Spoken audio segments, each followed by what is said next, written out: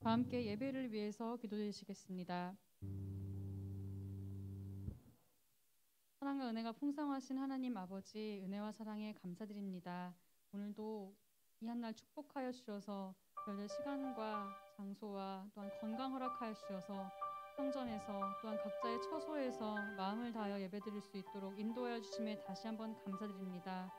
별들 매주 한 번 한 번의 예배가 그냥 진행되는 것이 아니요 하나님께서 친히 부르시고 예정하신 가운데 주시고자 하는 말씀을 받을 수 있도록 베풀어 주신 말씀의 잔치임을 믿사오매 저희들 감사함으로 마음과 정성을 다하여 드리는 예배 될 수 있도록 축복하여 주시옵소서.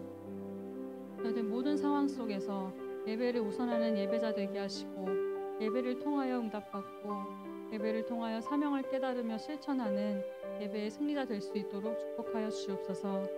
저희들 예배를 시작하는 시간입니다. 저희들 곡조 있는 기도를 드릴 때에 말로 다 하지 못하는 마음의 소원들과 많은 고민들 하나님께서 다 알아주시고 또한 저희들 신앙 고백을 드릴 때에 마음이 열려 말씀이 오시는 대로가 평탄케 될 수 있는 은혜 또한 허락하여 주시옵소서. 예배의 모든 시간 동안 함께 하실 줄 믿고 감사드리오며 사랑과 은혜가 많으신 예수님의 이름으로 감사 기도드립니다.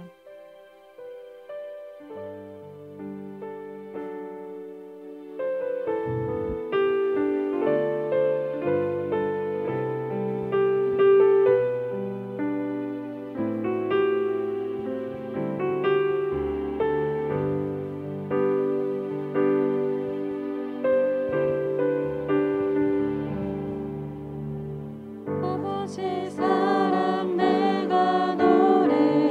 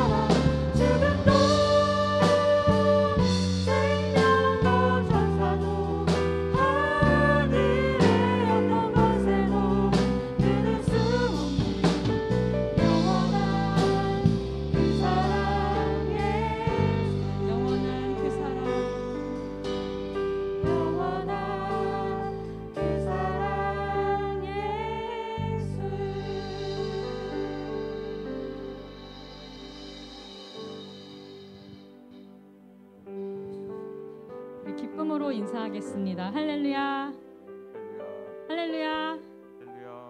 네, 오늘 너무나 반갑게도 감사하게 사회적 거리두기가 완화되어서 이제 모든 요셉들이 성전 예배를 드릴 수 있게 됐습니다. 그래서 어느 때보다 많은 분들이 지금 자리에 함께 하고 계신데요. 정말 너무너무 반갑습니다.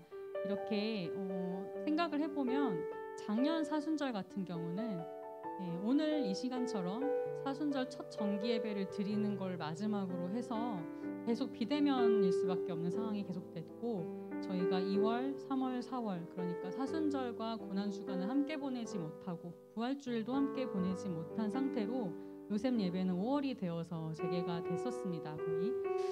그런데 올해는 특별히 참 감사하게도 저희가 사순절 첫 예배쯤에 맞춰서 때 맞춰 거리두기가 완화되어서 이제는 모든 요셉이 한자리에 나와서 함께 예배드릴 수 있도록 해주신 것 또한 하나님의 은혜인 줄 믿고, 또한 작년보다 나아진 상황에 정말 올해는 놀라운 회복을 약속하신 해라는 것을 다시 한번 깨닫게 됩니다. 올해는 분명히 작년보다 더 회복되게 하실 줄 믿고 우리의 예배와 믿음 또한 독수리처럼 비상하는 한 해 되길 소망하면서 다 함께 힘차게 찬양하시겠습니다.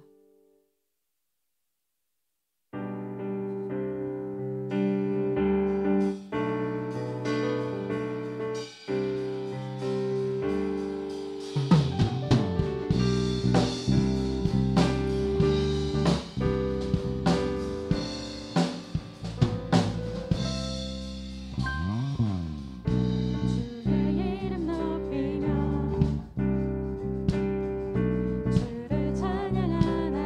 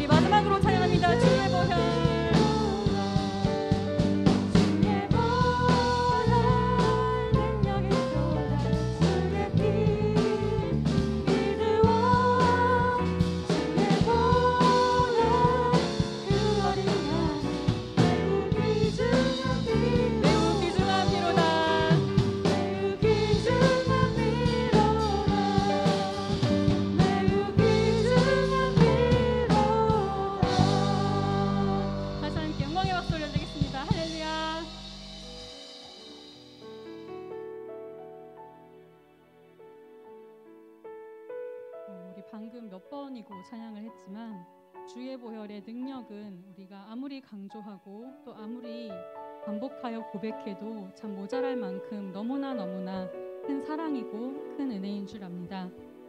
저희 특별히 사순절을 맞이해서 요새 첫 정기예배를 드리고 있는데요.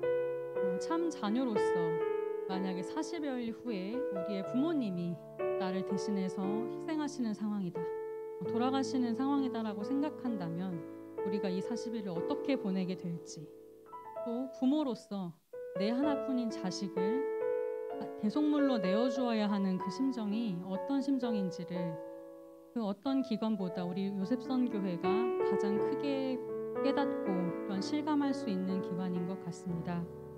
누구보다 하나님 아버지의 마음을 실감하고 또 깊이 헤아리는 기관이 되어서 올해 사순절만큼은 많은 여건이 어려운 가운데 있으나 우리가 그 여건을 핑계 삼거나 탓하지 않고 세상과의 거리는 두고 또한 죄악과의 거리는 두되 하나님과의 거리가 가장 가깝게 유지되는 그런 귀한 사순절 보냄으로써 고난에 온전히 동참하고 또 부활의 기쁨 또한 온전히 맛볼 수 있기를 소망합니다. 특별히 주중 예배를 통해서 사순절 내내 매일매일 십자가를 생각하라는 말씀을 주셨습니다. 저희가 아침에 눈 뜨자마자 저부터도 그렇지만 핸드폰 먼저 보게 되고 그날의 뉴스나 날씨를 먼저 확인하게 되지만 오늘부터는 특별히 눈 뜨는 순간부터 십자가가 있었기에 우리가 죄사함 받고 천국의 소망을 갖고 살아갈 수 있었음을 다시 한번 감사드리는 마음으로 정말 하나님 기뻐하시는 평강의 성도로서 이 거룩한 기간을 보내기를 소망합니다. 우리 다 함께 찬양하시고 뜨겁게 묵상으로 기도하실 텐데요.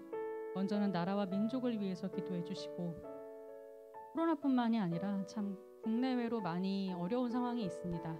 많은 현안들이 있고 참 뉴스를 볼 때마다 우리의 마음들이 어두워지지만 하나님께서 구속사를 이끄실 때에 이 세속사도 반드시 그에 부응하여서 뜻대로 이끌어 가심을 믿고 우리 믿는 자들은 그것을 기도로 함께 이끌어 나가야겠습니다.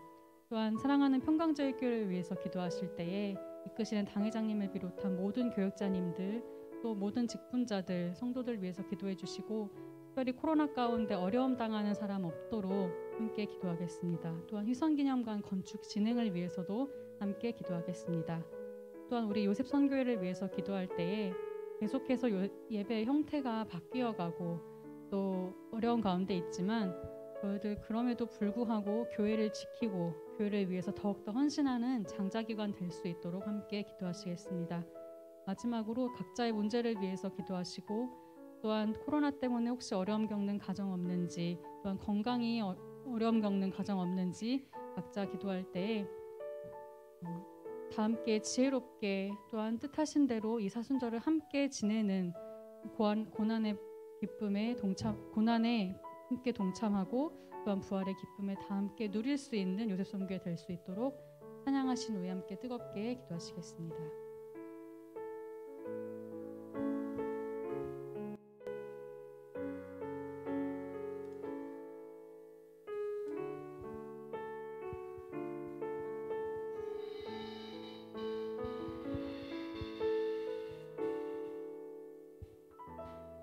아버지, 당신의 마음이 있는 곳에 나의 마음이 있기를 원해요.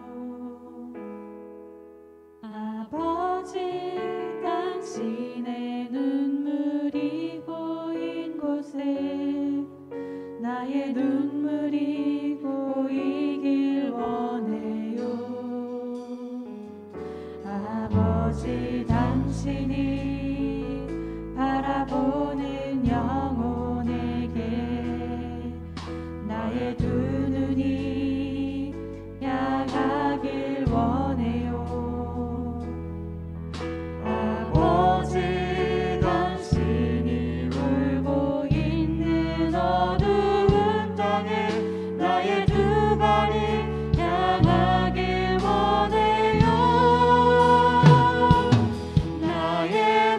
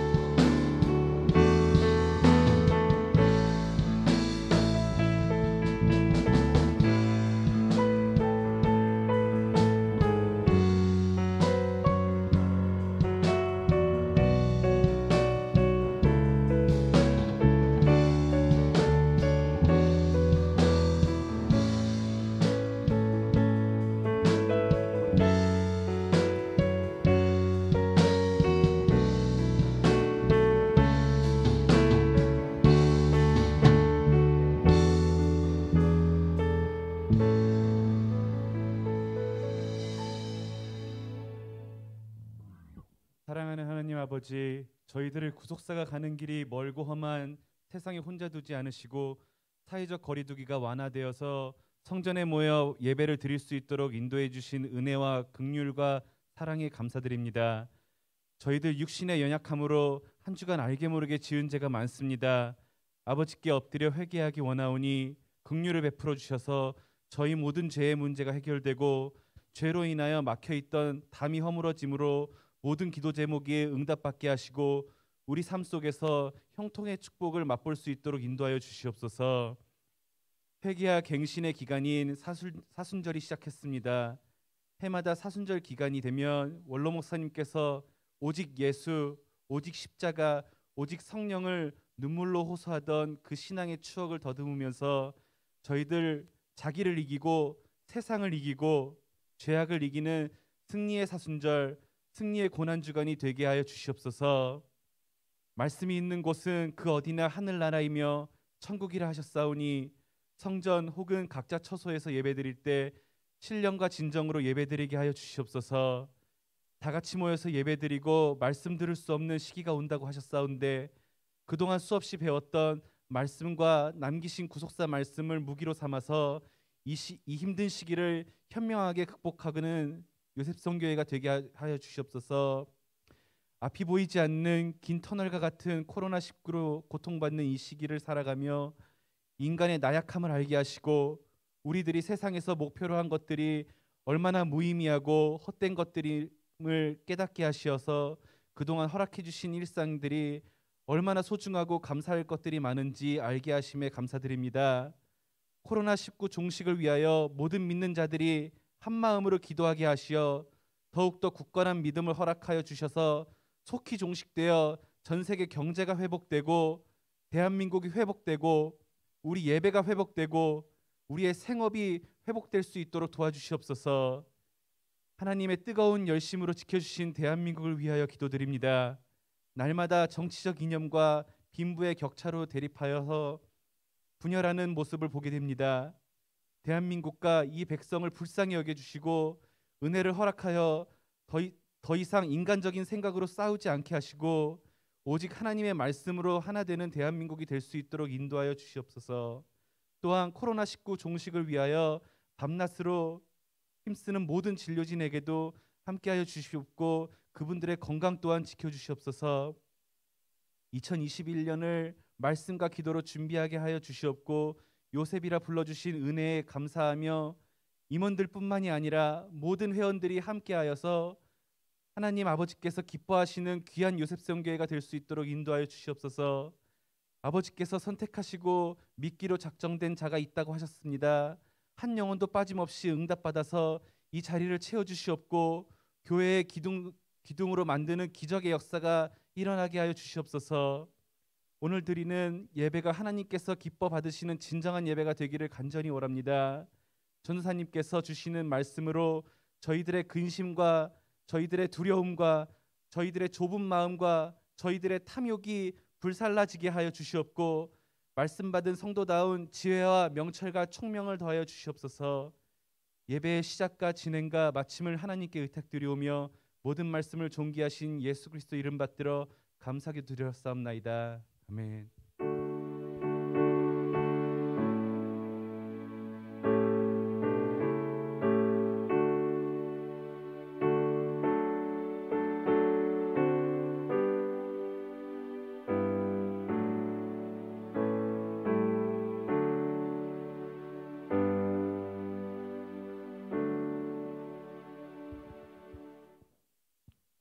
2021년 2월 20일 요셉 정기 예배를 하나님께 드리겠습니다. 오늘 은혜 받으실 말씀은 창세기 16장 13절에서 14절입니다. 다 찾으신 줄 알고 보겠습니다.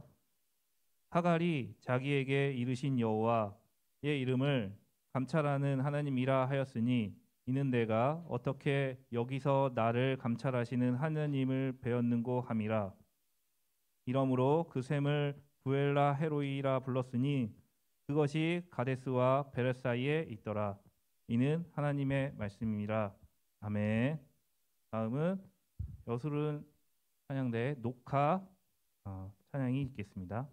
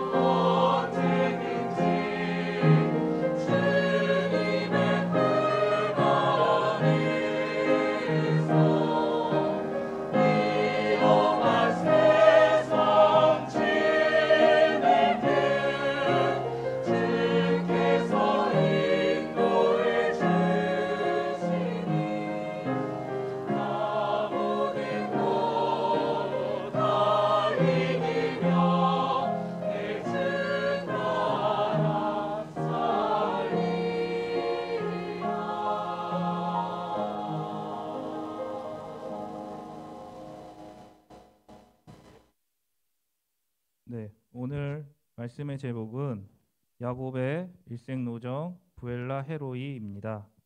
전도사님께서 설교하실 때 큰 은혜 받으시길 바랍니다.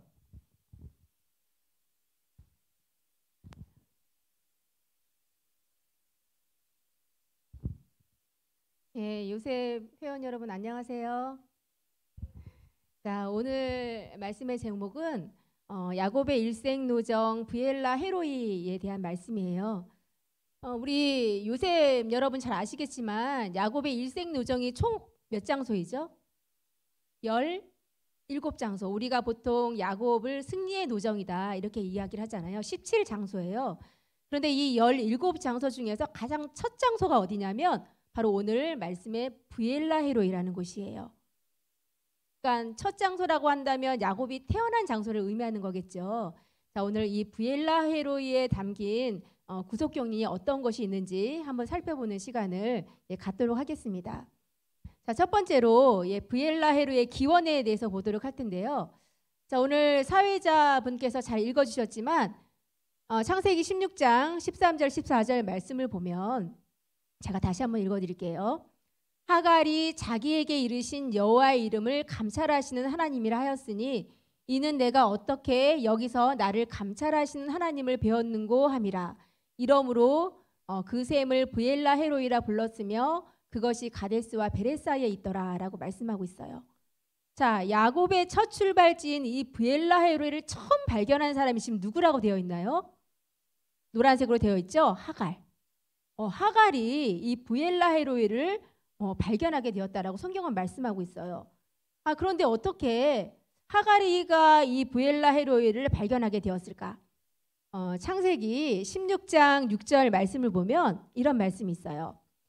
아브라함이 사라에게 이르되 그대의 여종은 그대의 수정이 있으니 그대의 눈에 좋은 대로 그에게 행하라 하매 사라가 하갈을 학대하였더니 하갈이 사라의 앞에서 도망하였더라 이렇게 말씀하고 있어요. 자, 이게 어떻게 된 거냐면 하갈이가 임신을 했잖아요.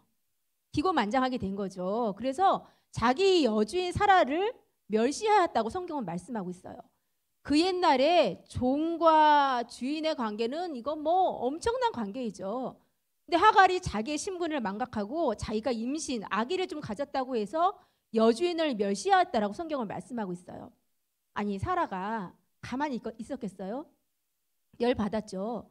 그래서 하갈을 학대하였다라고 성경은 말씀하고 있는데 저기 학대라는 단어가 히브리어로 아나라고 해요. 그래서 어느 정도의 학대냐면 누르다, 심하게 다루다, 모독하다 이런 의미를 가지고 있어요. 그러니까 하갈이 엄청나게 학대를 받아서 괴로움이 심하였다라는 것을 우리가 원어를 통해서 알 수가 있는 것이죠. 자, 요셉 여러분, 지금부터 이렇게 한번 상상을 해보세요. 하갈의 모습을. 아브라함 가문에 귀하고 귀하된 씨를 가졌어요. 그럼에도 불구하고 지금 그 모습은 촬영하기가 그지가 없어요. 학대가 너무 심하니까 일단 도망쳐 나오긴 나왔어요. 그런데 무슨 갈 친정이 있어요? 만날 친구가 있겠어요? 눈물 흘리면서 울면서 갈 길을 몰라서 막 방황하고 있는데 그때 하나님이 하갈을 직접 찾아오신 거예요. 우리 요셉 여러분, 하갈이 하나님이란 존재에 대한 믿음이 있었을까요? 없었을까요? 하갈도요, 아브라함 집에 몸종으로 살고 있었기 때문에 하나님에 대한 말씀을 많이 들었어요. 왜냐하면 아브라함이 가는 곳곳마다 하나님 앞에 제단을 쌓았기 때문에. 그런데 하나님이 정말 계실까? 어떤 하나님에 대한 직접적인 체험은 없었을 수 있어요. 그런데 이런 자격도 없고 믿음도 없었던 하갈이 가장 낙심하고 가장 힘들고 가장 시험에 들었을 때 하나님이 직접 나타나신 거예요. 하갈에게. 그리고 당신이 살아계시다라는 것을 하갈한테 계시해 준 거예요. 생각해 보세요. 하갈도 하나님이라는 이름에 대해서 듣긴 들었지만 직접적인 체험은 없었어요. 그런데 하나님이 진짜 자기 앞에 나타난 거예요. 하갈이 얼마나 놀랬겠어요. 야, 하나님이라는 분이 진짜 계시는 분이었구나. 나를 보고 계셨구나. 너무 놀라서 표현이 안 돼서 그 셈의 이름을 부엘라 헤로이다 이렇게 이름을 지은 거예요. 그러니까 이 부엘라 헤로이를 처음 발견한 사람은 하갈이고요. 그 셈의 이름을 지은 사람도 하갈이에요. 자, 그런데 이 부엘라 헤로이의 이름의 뜻은 뭐냐면 나를 감찰하시고 보고 계시는 하나님이라는 거예요. 아, 하나님이라는 분이 진짜 계시고 진짜 나를 보고 계셨구나. 그래서 이 부엘라 헤로이라고 이름을 지었는데 이 부엘라 헤로이의 이름의 뜻이 나를 감찰하고 보고 계시는 하나님, 살아계신 분의 우물, 이런 의미를 가지고 있어요. 자, 정리를 다시 한번 해볼게요. 야곱의 첫 출발지인 이 부엘라 헤로이를 발견한 사람은 누구라고요? 하갈. 아무도 없는 광야에서 임신한 상태에서, 여자들이 임신하면 굉장히 예민해진다고 하잖아요. 이 임신한 상태에서 큰 절망감에 빠져 있을 때 하나님께서 살아계시다라는 것을 하나님이 직접 찾아오셔서 하갈에게 체험케 해주시고 그것을 하갈 입으로 고백해 해주신 장소가 어디다? 바로 부엘라 헤로이다라는 것을 우리에게 말씀해주고 있죠. 자, 그러면 이 부엘라 헤로이에서는 어떠한 역사들이 있었는지 오늘은 3가지만 살펴보도록 하겠습니다. 첫 번째로 여기서 이삭이 결혼을 하게 됩니다. 이 장소에서. 이게 바로 두 번째 부엘라 헤로이에 대해서 언급하고 있는 것인데요. 창세기 24장 62절 63절 말씀을 보면 이거 다 같이 한번 읽어볼까요? 자, 화면에 나오니까 한번 읽어보도록 할게요. 창세기 24장 62절 63절 말씀 시작. 때 이삭이 부엘라 헤로이에서 왔으니 그가 남방에 거하였음이라. 이삭이 저물 때 들에 나가 묵상하다가 눈을 들어 보매 약대들이 오더라. 이렇게 말씀하고 있죠. 요 뒤를 계속 읽어보면요. 엘리에셀이 리브가를 데리고 이렇게 오는 장면이 나와요. 이삭이 이 부엘라 헤로이에서 결혼했다라는 것을 알 수가 있는데 이삭이 아내를 맞을 때 하나님의 말씀을 노란색으로 보이죠? 묵상하고 있었다라는 말씀이 있어요. 자, 이 묵상이라는 건 뭐냐면 암송하다, 되새김질하다라고 많이 번역을 하고 있죠. 그러니까 당시에는 글문자가 많이 발달이 되어 있지 않았기 때문에 그러니까 아버지 아브라함으로부터 들은 하나님의 말씀을 외우는 거예요. 중얼중얼 이렇게. 제가 몇 년 전에 이스라엘로 성지순례를 갔었는데 요만한 아이들이에요. 내가 보기에는 초등학교도 좀 안 들어갔거나 뭐 한 1, 2학년 정도거나 그렇게 보이는데 아이들이 길거리에 다니면서 멍어를 중얼중얼 계속 말을 하고 다녀요. 엄마 아빠는 뭐 딴짓하고 계시고.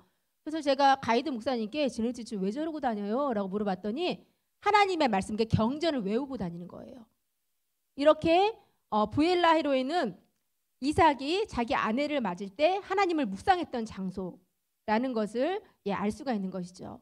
그러니까 이 부엘라 헤로이는 하나님의 말씀을 영적으로 보면 묵상하고 되새김질하는 장소구나라는 것을 알 수가 있어요. 자, 두 번째 의미는 뭐냐면 역사는 야곱의 출생이에요.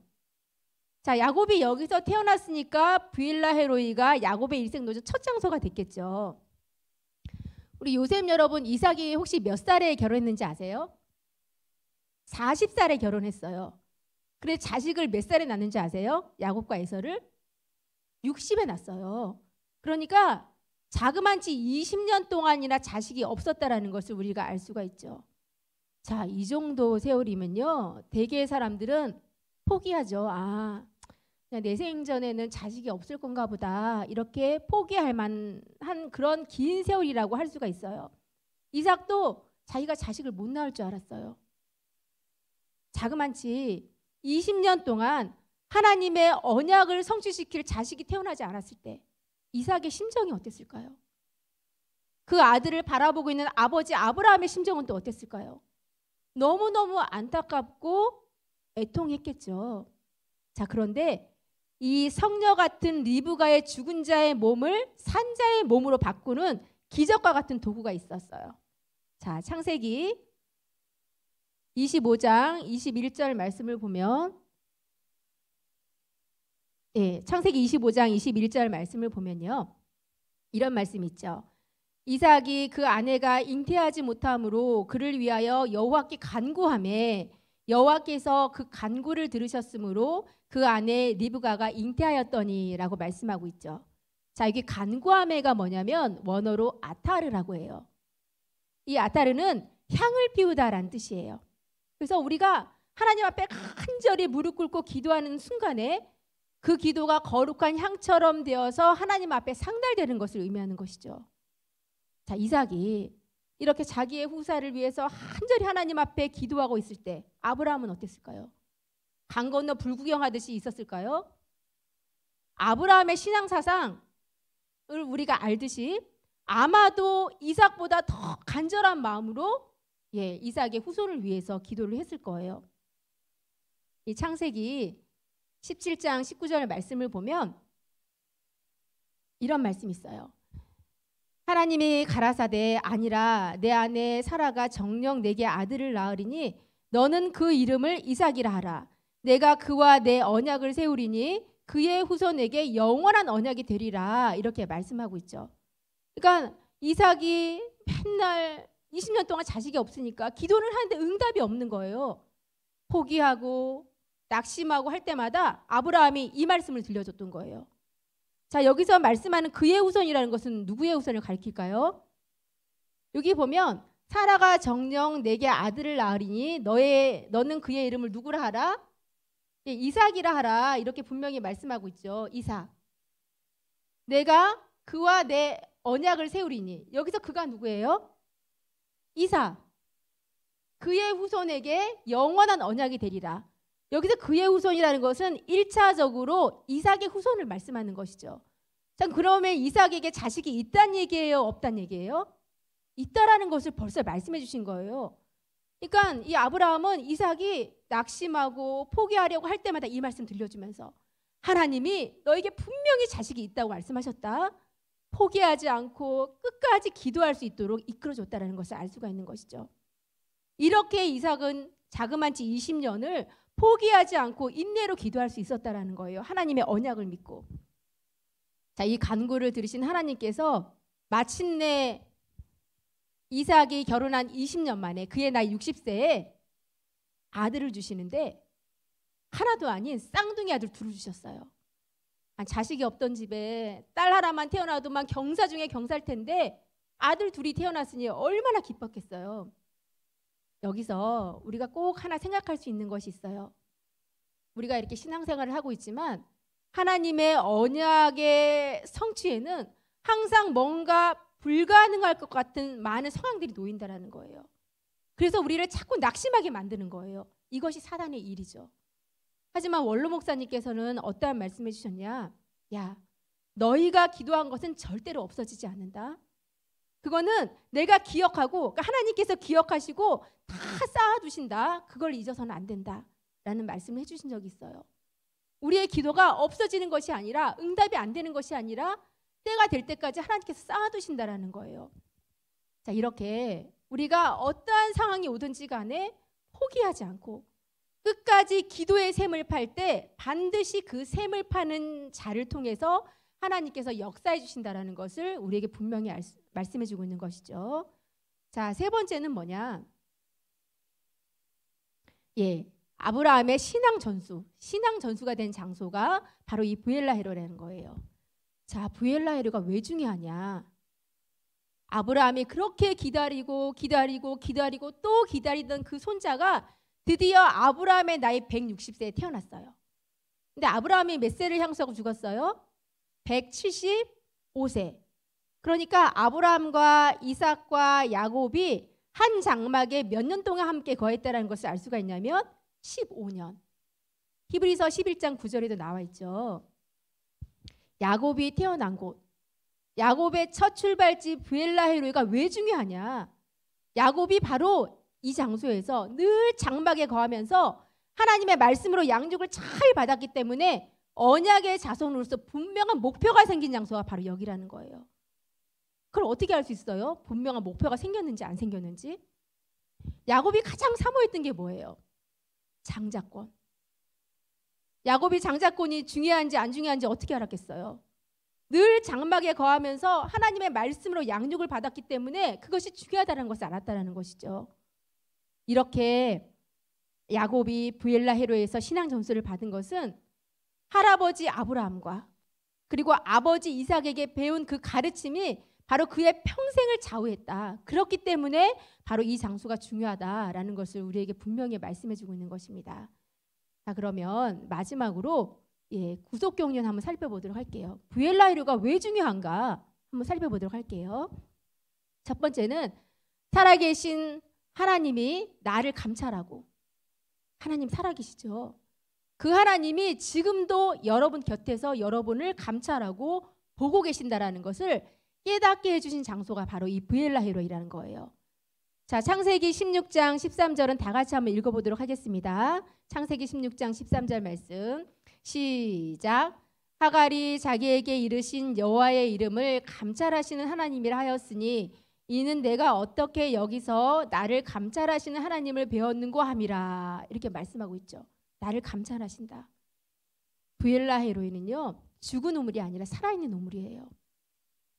죽은 우물은 아무 소용이 없어요. 우리가 조금 힘들고 어렵지만 요즘을 왜 계속 떠다 먹어요? 생수이기 때문에. 우리 몸에 건강을 주기 때문에. 즉, 이 부엘라 헤로이가 왜 중요하냐? 이 부엘라 헤로이를 통해서 하나님께서는 평생 우리 하나님이 나를 감찰하고 계신다라는 것을 믿어야 된다라는 거예요. 나의 기도를 들어주시고 살아서 지금도 여러분과 동행하고 계시고 내가 다른 사람에게는 말할 수 없는 그 어려운 형편과 처지를 일일이 보시고 감찰하신 하나님이 계시다라는 것. 그 하나님이 나에게 늘 살아있는 우물을 공급해 주시고 계시다라는 것을 바로 믿어야지만 우리의 삶에 영원히 목마름이 없다라는 것을 알려주신 장소가 바로 부엘라 헤로이라는 것이죠. 자, 두 번째 중요한 구속 경륜은 뭐냐? 아브라함과 사라가 죽은 이후에도 이삭이 찾아온 장소가 바로 이 부엘라 헤로이예요. 부엘라 헤로이. 자, 여기 잠깐 한번 보도록 할 텐데요. 이 처음에 창세기 16장 13절 14절 하갈이 부엘라 헤로이를 발견했잖아요. 그때 하갈이 부엘라 헤로이를 발견했을 때 아브라함의 나이가 몇 살이었을까요? 기준이 같아야 우리가 몇 년 정도인지 계산을 해볼 수가 있으니까 아브라함을 기준으로 한번 계산해 볼게요. 처음 부엘라 헤로이가 언급되었을 때 아브라함 나이가 어려우면 질문을 바꿔서 그러면 아브라함이 이스마엘을 낳았을 때 나이는 몇 살일까요? 아브라함 나이 86세. 그런데 이 부엘라 헤로이가 처음 언급된 거는 하갈이 임신했을 때예요. 이스마엘을. 그러니까 그 한 해 전이겠죠. 그래서 부엘라 헤로이가 처음 언급된 것은 아브라함 나이 85세라는 것을 알 수가 있어요. 그리고서 두 번째 언급된 것이 바로 여기에요. 사라가 죽고 이삭이 결혼할 때. 조금 전에 배웠죠. 근데 사라가 죽은 것은 몇 살이냐면 127세예요. 근데 아브라함하고 사라하고 몇 살 차이인지 혹시 아세요? 두 분이 10살 차이 나요. 그러니까 아브라함 나이 137세에 사라가 죽었다는 것을 알 수가 있죠. 그리고 아까 제가 이삭이 몇 살에 결혼했다고 말씀드렸냐면 40. 근데 아브라함하고 이삭은 100살 차이 나잖아요. 그러니까 아브라함 나이 140세 때 이삭이 결혼했고 결혼한 지 20년 만에 자식 낳았죠. 그러니까 아브라함 나이 160세에 에서와 야곱이 출생했고 자, 아브라함은 몇 살에 죽었다? 예, 175세를 향수하고 죽었다라고 말씀을 드렸습니다. 자, 여기서 가만히 보시면요.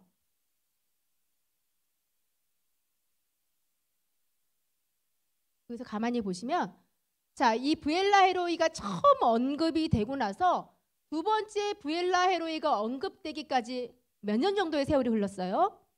처음 언급되고 다시 부엘라 헤로이가 언급되기까지 요 계산해 보시면 약 한 52년의 세월이 흘렀어요. 52년이면 짧은 세월 아니에요. 반백년이잖아요. 50년이 넘는 긴 세월이 흘렀음에도 불구하고 이삭이 이 부엘라 헤로이를 잃어버리지 않고 부엘라 헤로이에 와서 결혼하고 여기 와서 자식 낳고 심지어는 아버지 아브라함이 죽은 이후까지도 이 부엘라 헤로이에 거했다라는 것을 성경은 증거하고 있어요. 아, 이삭이 그랬구나. 자, 그러면 이삭이 부엘라 헤로이에 얼마나 거했을까? 우리가 정확한 건 구할 수 없지만 대략적으로는 구해볼 수가 있어요. 자, 여기서 여기까지 지금 이삭이 부엘라 헤로이에 거했던 시간이죠. 뭐 아브라함이 죽은 이후에까지 거했다라는 말씀이 있지만 그 이후가 몇 년인지 모르니까 175세라고 가정하고 그냥 타이트하게 계산을 해보면 137, 175, 175에서 137 빼면 얼마예요? 약 38년. 그러니까 이삭이 약 38년, 어쩌면 40년이 넘는 긴 세월을 이 부엘라 헤로이에 거하면서 이 샘의 물을 계속 퍼다 마셨다라는 것을 우리는 알 수가 있어요. 자, 그럼 여기서 뭔가 이상한 점이 하나 있어요. 자, 아까 아브라함이 죽은 이후에 부엘라 헤로이의 그 근처에 거하였다라는 말씀이 있고요. 자, 뭐가 의문점이냐? 제가 아까 말씀 처음에 이 부엘라 헤로이를 처음 발견한 사람이 누구라고 말씀을 드렸죠? 하갈이에요, 하갈. 사라가 아니고요, 하갈이에요. 그럼 여기서 더 의문점이 하나 생겼어요. 두 번째 의문점. 아니 하갈이 발견했다면 우리 생각에는 누가 이 샘에 오랫동안 거하면서 우물을 퍼다 마셔야 정상일 것 같아요? 누가? 이스마엘. 아니 그런데 이스마엘은 부엘라 헤로에 거했다는 말씀 성경 없고요. 창세기 25장 12절부터 18절 말씀을 보면 이스마엘은 이방 땅에 거했다라는 말씀만 기록이 되어 있어요. 이상한 일이죠. 아니 엄마가 하나님을 만나고 체험하고 너무나 기쁘고 정말 기절초풍할 정도로 놀라고 이랬던 부엘라 헤로이를 당연히 아들 이스마엘이 거하면서 그 샘의 물을 퍼다 마셔야 정상일 것 같은데 이스마엘이 아니라 이삭이 심지어는 부모님이 돌아가신 이후에도 그곳을 떠나지 않고 그 샘의 물을 계속해서 퍼다 마셨다라는 것을 성경은 말씀하고 있어요. 이상하지 않으세요? 이유가 무엇일까요? 하갈은 하나님의 임재를 체험했어요. 하나님을 만났단 말이에요. 그게 보통 일이에요?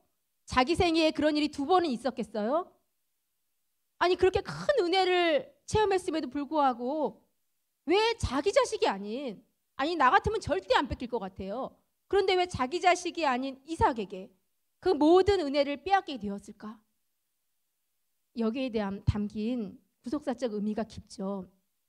자, 이유는 뭐냐면 하갈은 너무나 큰 은혜가 자기 앞에 펼쳐졌지만 그 은혜를 끝까지 간직하지 못했다는 거예요.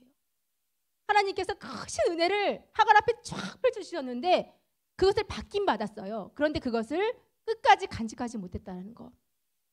자, 예를 들어서 한번 예를 들어볼게요. 내가 훨씬 하나님도 일찍 만나고 신앙생활도 오래 했어요. 그리고 내가 먼저 아브라함의 씨도 받았어요. 하갈처럼. 그런데 나보다 더 크게 신앙생활했던 어떤 새신자가 오더니만 이 샘의 물을 한번 맛보더니 너무나 큰 은혜를 받아서 열심을 내기 시작하는 거예요. 나는 내 앞에 큰 은혜가 펼쳐졌음에도 불구하고 타성에 젖어서 어제가 오늘 같고 오늘이 내일 같은 그저 시계수 같은 신앙생활을 하고 있는 반면에 나에게 전도받은 그 새신자는 성령의 불에 막 불타올라서 뜨겁게 교회에 충성하고 교회의 중심적인 역할을 하고 있다면 나는 하나님의 중심에서 점점 멀어져서 이방이 될 수밖에 없다라는 것을 우리에게 교훈해주고 있는 말씀이죠.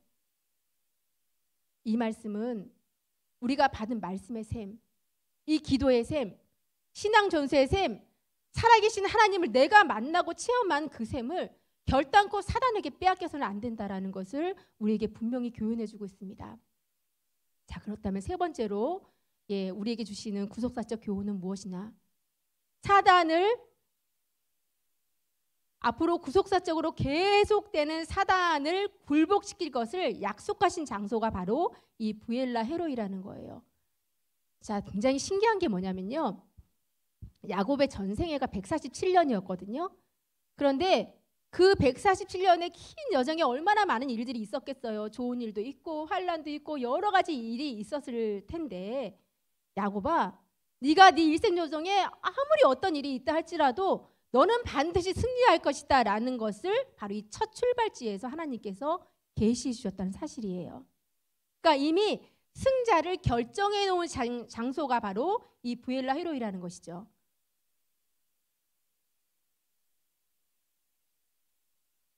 자, 창세기 25장 23절 말씀을 다 같이 한번 읽어보도록 할게요. 자, 창세기 25장 23절 말씀. 자, 시작. 여호와께서 그에게 이르시되 두 국민이 내 태중에 있구나. 두 민족이 내 복중에서부터 나누이리라.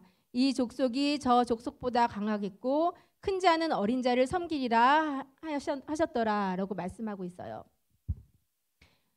이 말씀을 하나님께서 왜 주셨냐면 이 쌍둥이 두 아기가 엄마 리브가 뱃속에서 너무너무 싸우는 거예요.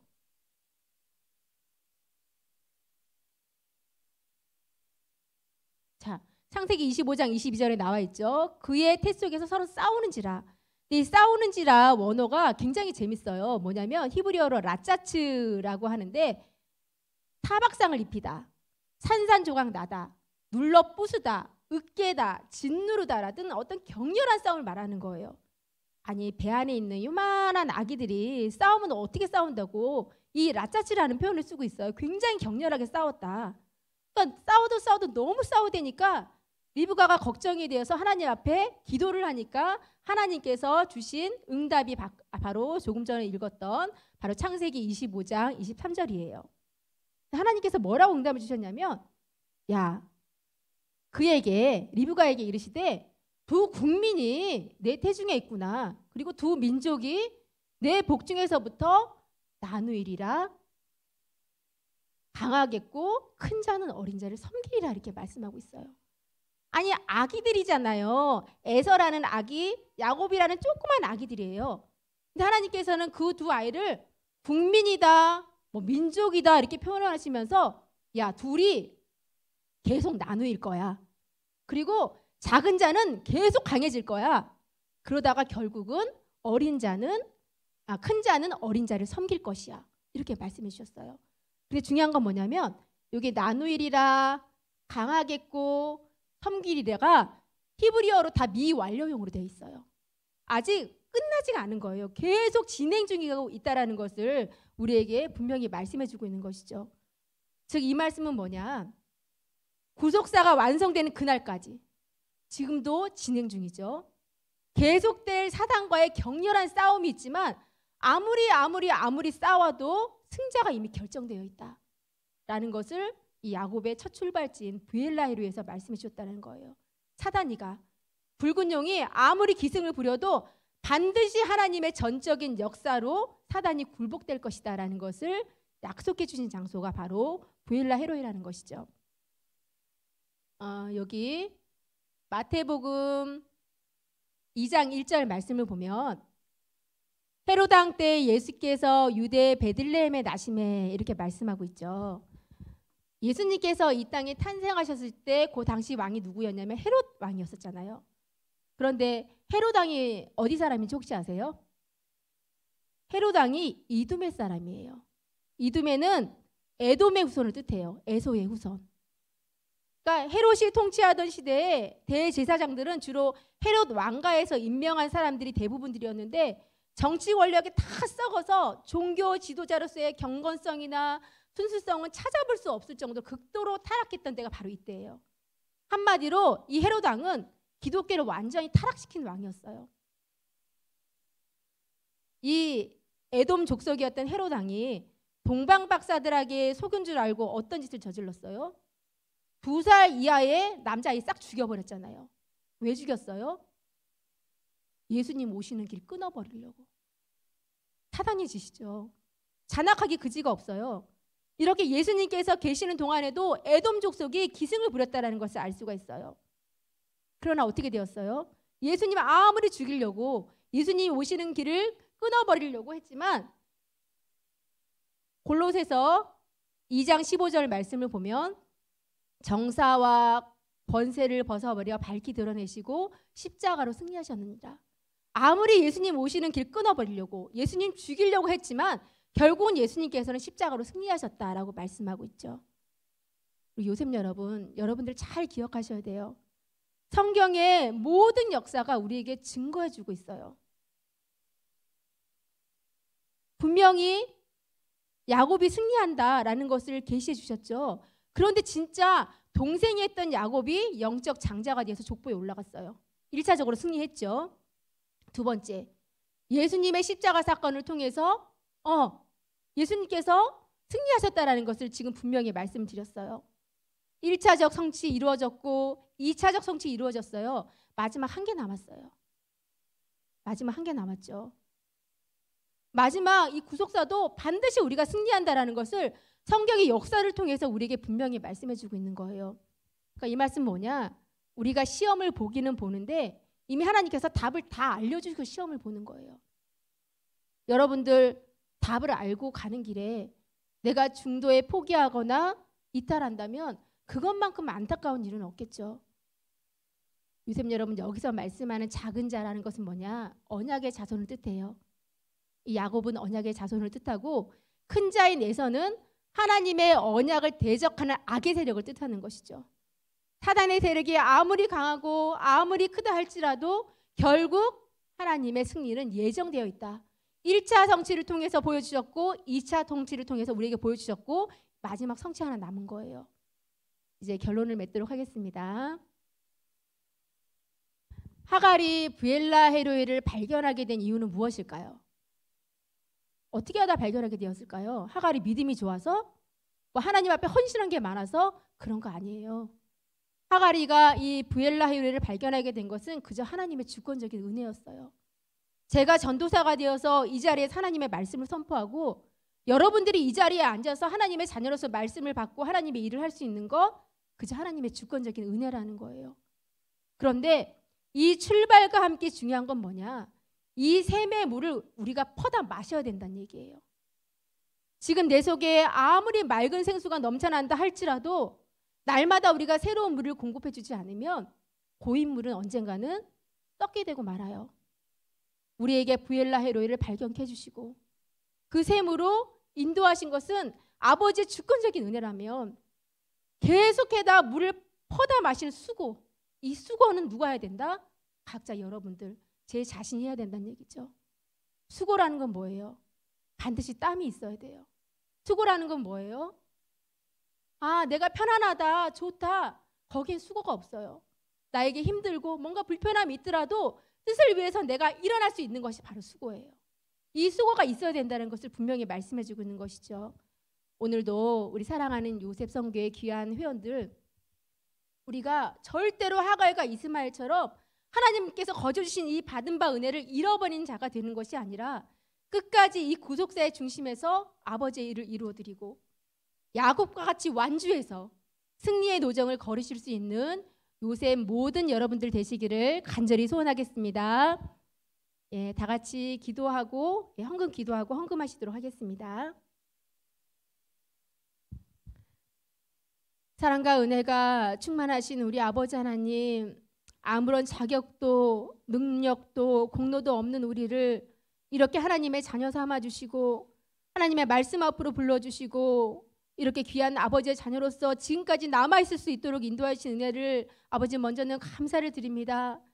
하나님의 그 크신 은혜와 정말 사랑을 생각하면서 혹여나 내가 정말 이렇게 나태해지지는 않았는지 게을러지지는 않았는지 내 자신을 다시 한번 돌아볼 수 있는 우리 요셉 회원 여러분 다 될 수 있도록 아버지 인도하여 주시어서 아버지 야곱과 같이 이 말씀의 샘, 기도의 샘을 열심히 퍼다 마시면서 정말 아버지 끝까지 승리의 도정을 걷기에 조금도 부족함이 없는 우리 요셉 회원 여러분 모두가 될 수 있도록 우리 아버지 함께하여 주시옵소서. 오늘도 주신 바 귀한 말씀에 감사하여서 아버지 앞에 작은 예물 드리고자 합니다. 비록 작은 예물이지만 마음과 정성을 다하여 아버지 앞에 드릴 수 있도록 인도하여 주시고 이 귀한 예물이 아버지께서 기뻐하시는 귀한 사업에 잘 쓰일 수 있는 은혜를 우리 아버지 허락하여 주시옵소서. 모든 것을 다 우리 아버지 은혜에 맡겨올 때에 사랑과 은혜가 풍성하신 우리 주 예수님의 이름 받들어서 간절히 감사하며 기도드렸사옵나이다. 아멘. 자, 하나님께 영광의 박수 드리겠습니다.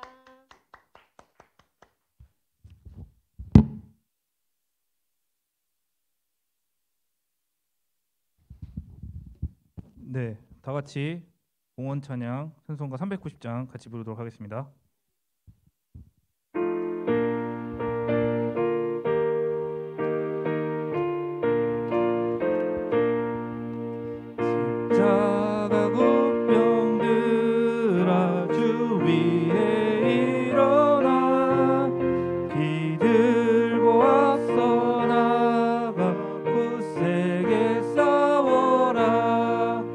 주께서 승천하고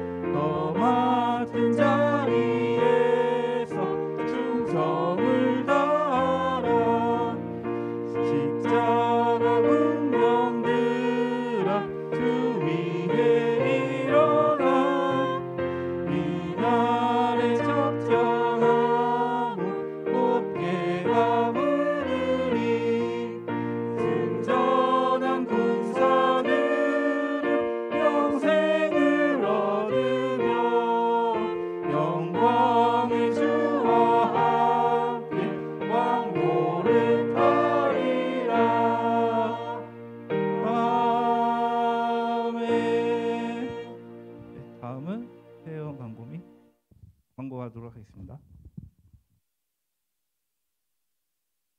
네, 안녕하세요. 예, 이 시간은 새해원 환영 및 광고 시간입니다. 이 시간에 오랜만에 저희들 이 대면 예배로 성전에 모였는데요. 예, 여러분 반갑습니다. 네, 서로 양옆에 좀 보면서 인사 한번 나눌까요, 우리? 예, 반가워요. 예, 주 안에서 교제를 나누시고, 네, 이 시간에 또 지지난주에 이제 저희가 새내기들 환영을 했었는데, 오늘 또 은혜 가운데 새 친구가 한 분이 왔습니다. 한기홍 86돌에 맞나요? 예. 자리에서 잠깐 일어나 주시고 환영하는 시간 갖도록 하겠습니다. 예, 박수 부탁드립니다. 네, 한기용 저기 요새 혹시 저기 쑥스럽지 않으시면 잠깐 나오실래요? 예, 혹시 군인이라고 제가 들었는데, 네, 군인은 약 좀 그래도 패기가 있으. 네, 뭔가 눈빛에서 강렬함이 느껴집니다. 예, 든든하게 나라를 지켜주시는 우리 군인 86돌의 한기용 86돌이고요. 좀 저기 오늘 관계가 되게 여러분이랑 관계가 있으신 것 같아요. 인도는 81돌의 선배님 박유미 선배님 인도로 오셨는데 또 가족 관계가 또 있으시다고 잠깐 자기 소개 좀 부탁드리겠습니다. 저희 누나로 이제 한옥희 누나 있고 매형으로 이제 정대규 매형 계시고, 제가 어렸을 때부터 쭉 교회 다녔었는데 군대 가면서부터 활동을 이제 했어갖고 휴가 나올 때마다 함께 같이 신앙생활 할 수 있도록 노력 많이 하겠습니다. 감사합니다. 예, 이렇게 혈연과 지연으로 이렇게 무장한 우리 한기용 86돌에 요셉에 잘 적응해가지고 우리 한 가족으로서 또 한 저기 동역자로서 큰 일꾼 되었으면 좋겠습니다. 예, 뜨거운 박수 부탁드리고, 혹시 저기 선물 드렸나요? 예, 받으셨구나. 예, 받을 거 다 받으셨으니까 이제 박수로 보내드리겠습니다. 예, 다음 주에 또 만나요. 예, 제발. 네, 이어서 예배 광고 드리도록 하겠습니다. 첫 번째 광고입니다. 사회적 거리두기가 완화되어서 홀짝제 상관없이 요셉 정기 예배에 참석하시면 되겠습니다. 참석이 어려우신 분들은 온라인 유튜브로 예배 드려주시기를 바라겠습니다. 두 번째 광고입니다. 지금 사순절이 이번 주 수요일부터 시작되었는데요. 또래 레이스도 이 사순절 기간을 맞이해서 사순절 기간 동안에는 참여 점수를 2배로 산정하기로 하였습니다. 그래서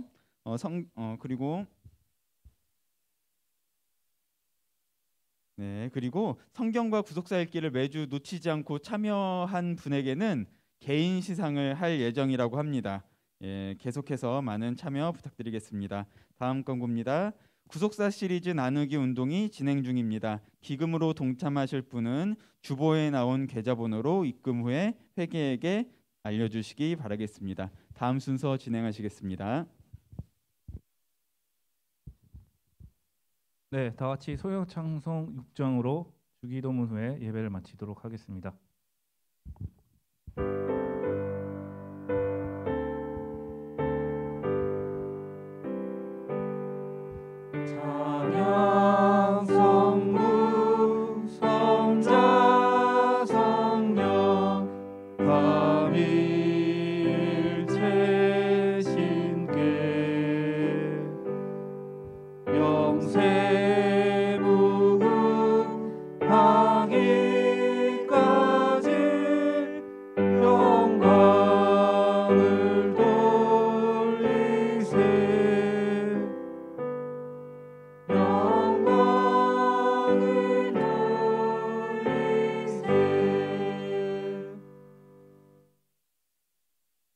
하늘에 계신 우리 아버지여, 이름이 거룩히 여김을 받으시오며 나라의 마옵시며 뜻이 하늘에서 이룬 것 같이 땅에서도 이루어지리라.